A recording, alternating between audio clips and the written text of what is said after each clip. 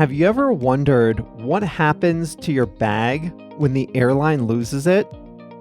Hi there, everyone. I'm Jeff, and this is Plain English, where we help you upgrade your English with current events and trending topics. And sometimes, instead of a current event, I just pick something that interests me, and that's what we're doing today. I got to wondering, when an airline loses a suitcase, and despite its best efforts, it can't match the suitcase with its owner, then what happens to the bag? What happens to all the stuff in it? And so today's story here at Plain English is the answer to that question. In the second half of the audio lesson, I'll show you what it means to track something down or track someone down. This is lesson number 685, so that means JR, the producer, has uploaded the transcripts, exercises, and full lesson resources to plainenglish.com/685. Before we dive into today's story, you've heard me mention some of the great ways our Plus membership can help you upgrade your English, and you might be curious about what that looks like. We've recently unlocked some free samples so that you can try out the premium features for yourself. Even if you don't join, you'll still learn something from the sample lessons. Sound good? Look for the link that says free samples at the top of plainenglish.com. I've also put a direct link to the samples at the bottom of the show notes of this episode. Now, we're ready to start today's story.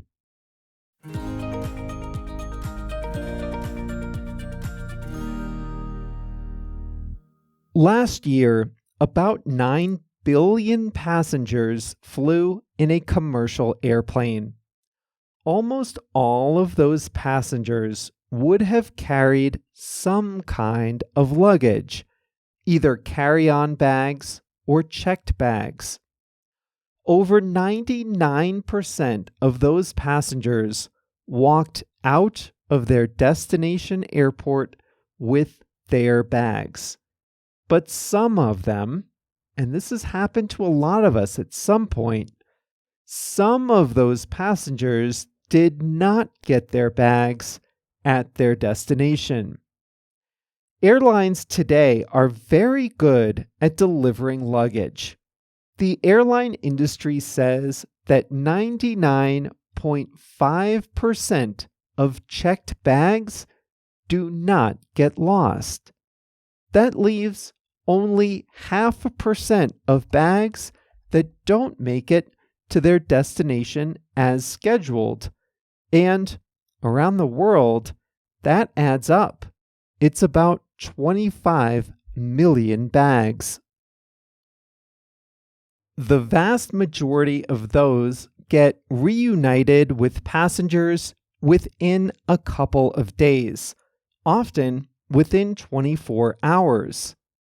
Airlines are good at tracking down lost bags. All bags have a tag and a barcode, and often passengers can track their lost bags on their phones. In a minority of cases, airlines have to track down lost bags in far-flung cities. Still, not every single one of those 25 million lost bags is reunited with its owner. Worldwide, about 8 out of every 1,000 lost bags never makes it back to its rightful owner. These bags are just totally lost. So what happens next? National regulations and international treaties say that airlines must compensate passengers for lost bags. That simply means the airlines have to pay passengers. But that still doesn't answer the question of what happens to the bags. Now, all those bags are somewhere in the system, usually unclaimed at an airport. airlines store them in warehouses. They attempt to find the owner. They hold the bags for a while in case the owner shows up to claim them. But after 3 months, the airlines give up on finding the rightful owners. This is where it gets interesting. In most developed countries, the airlines are required to hold on to bags for 3 months. After that, they sell, auction, or donate lost bags. They don't hold on to them forever. There are 2 approaches to auctioning lost property. One is to sell the bags full of stuff, and the other is to open the bags and sell the property in categories.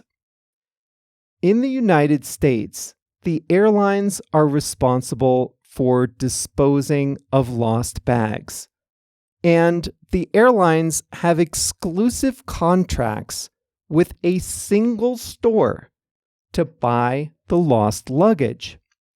The store is called Unclaimed Baggage, and it's located in a small town in the state of Alabama.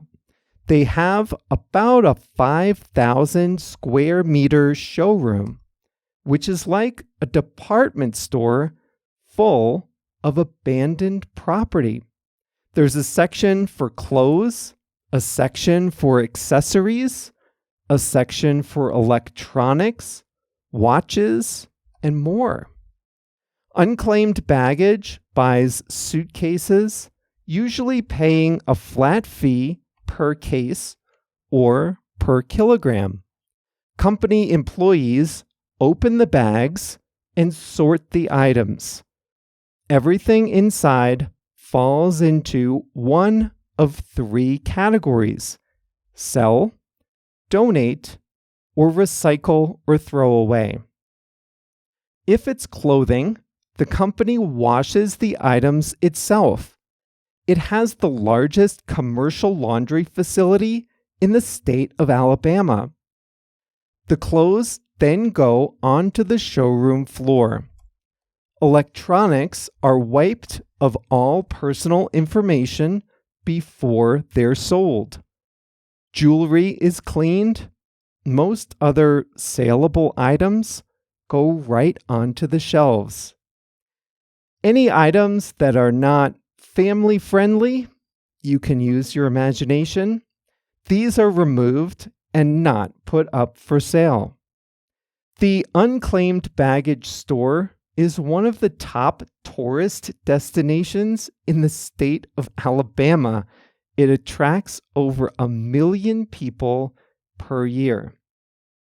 The U.S., though, is unusual in this respect. In most countries, airlines or airports host public auctions where anyone can go and bid. Bags abandoned in the UK or in Canada go to auction houses. In the UK, some auction houses sell suitcases full. Others sort the items and sell the suitcases separately from the contents. At the auction in Canada, bidders buy pallets full of abandoned, unopened suitcases, shipping not included. Sydney's airport auctions individual items so buyers at least know what they're getting.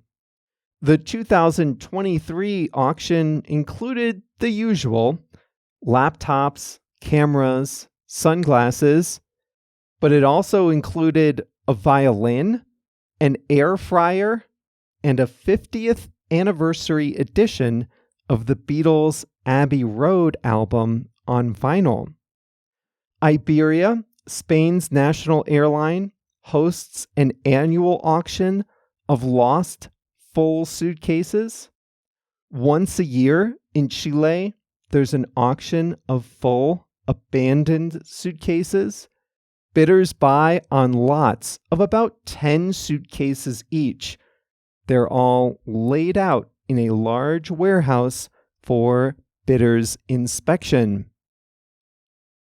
In Germany, the airports host live auctions of lost luggage.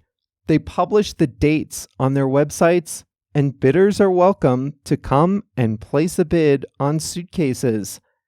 Many individuals go and buy single suitcases full of unknown stuff. Bidding on a full suitcase is a gamble. Some are full of dirty clothes. Some are full of clean clothes. A lot have a mixture of clothing and accessories. E-readers, neck pillows, watches, rings, glasses, things like that. Often, the most valuable item in a suitcase is the suitcase itself. But sometimes travelers pack valuable or interesting items from their travels. Souvenirs, liquor, and antiques are sometimes found in lost luggage. Who buys this stuff? Most of the buyers are resellers. They have online businesses that resell items on eBay, or they have local resale stores. They take a gamble, paying a small amount for a lot of bags, and they hope to make up the cost. There was even a show on the Travel Channel called Baggage Battles about these auction house regulars.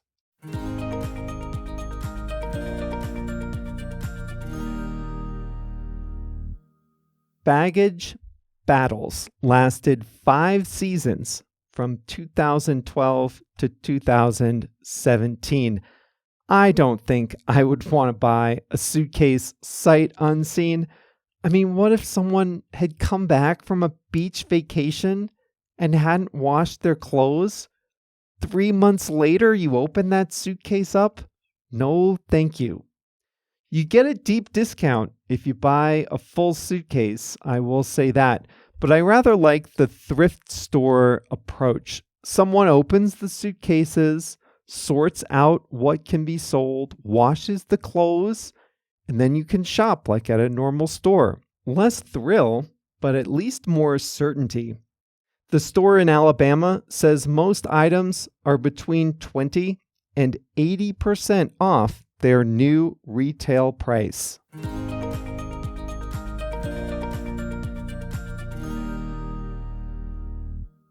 To track down is to find someone or something after a very thorough search.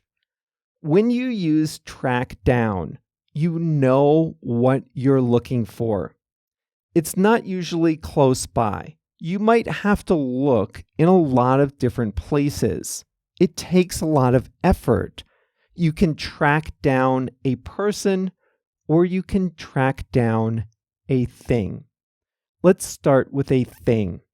If you travel on an airplane and if the airline loses your checked bag, then the airline tries to find it. Often, it's just coming on the next flight to your city. Often, it's easy to find. It will be at your airport in a couple of hours. That's the most common scenario. But sometimes, something happens, and your bag winds up in another place. And there might have been a mistake. It might not have gotten scanned in. The tag with the barcode might have fallen off or gotten damaged. There might have been a weather delay somewhere. And so in these rare cases, the airline will track your bags down. They will search. They will make calls. They will look in a lot of places. They will go to a lot of effort to find your bag. And with any luck, they'll be able to track it down. With any luck, they'll find it after a thorough search. It's common to use track down with documents. If you travel for work, you might have to save your receipts and submit them to get reimbursed. I used to have to submit receipts to get reimbursed from my health insurance. You might need to save receipts to keep business records or get tax deductions. If you're really organized, you'll have all your receipts in a folder somewhere. But if you're like me, you have to track them down when you need them. Did I save those files to my desktop? Are they in my downloads folder? Did I take a picture on my phone? Are they still in my email? Did I delete them? And do I have to log into a website to get a new copy? Or worse, do I have to request a new copy from someone else? Sometimes I would have to call hotels and get them to email me receipts from my visit weeks or months prior. This is tracking down a document.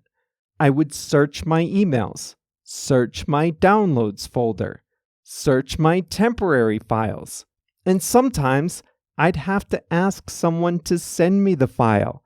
This is a thorough search. I was tracking those documents down.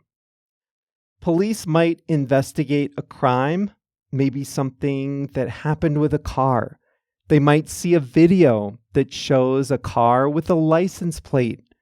Their job is to track down the vehicle. They have to do a thorough search for that car. They have the license plate number so they can find the owner. Now, sometimes that's not enough. The car's owner might not be living at the registered address. Maybe the car was stolen. Maybe the car was registered to an elderly person and the person's son or daughter uses it. This is effort. The police have to track down the vehicle. They have to find it, and it requires a thorough search. Close your eyes, not if you're driving, close your eyes and think about your circle of friends when you were, say, 7 or 8 years old. Now imagine you want to get in touch with one of those friends. Would it be easy? For some of you, it might be easy, but I suspect that some of you might have to track those friends down. They might have changed their names if they got married. They might have moved out of state.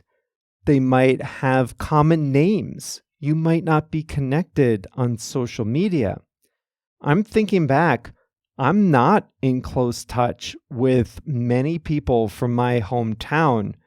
If I wanted to find people I was friends with long ago, I'd have to track them down. I'd have to search. I'd have to ask people, friends of friends. It would not be easy. Well, that's all for the audio lesson this Thursday. Hey, I've got some news for you. The months of July and August are usually slow in the Northern Hemisphere, with kids out of school and summer vacations.